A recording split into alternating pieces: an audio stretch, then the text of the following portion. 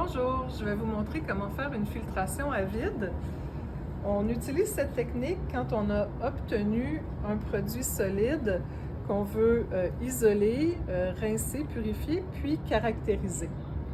Alors, vous aurez besoin d'un support universel, d'une pince pour attacher votre fiole à vide, d'un entonnoir Bochner, du tube de caoutchouc le plus épais, et non pas celui pour les réfrigérants, donc le plus épais qu'on va relier de la fiole à vide à la valve à vide et non pas les valves d'air comprimé.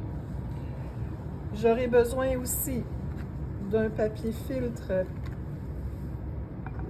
circulaire, en cercle comme ça. Je vais m'assurer que tous les trous sont bien cachés pour que ça soit bien hermétique.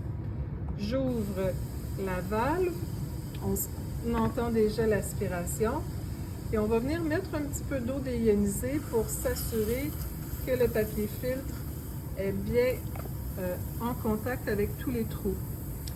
Je vais ensuite venir verser délicatement le mélange contenant mon solide et puis rincer.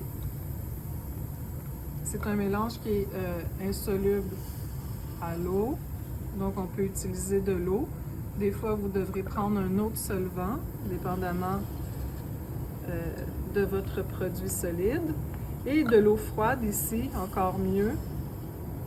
Donc on peut récupérer le plus de solide possible. On rince bien. Voilà.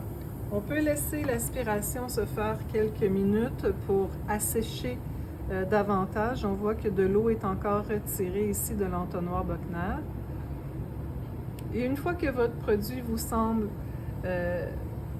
relativement sec, on va tout simplement fermer la valve, retirer l'entonnoir et délicatement, à l'aide d'une spatule, vous pourrez déposer votre papier filtre dans la nacelle qui a été prépesée pour avoir, entre autres, la masse de votre produit.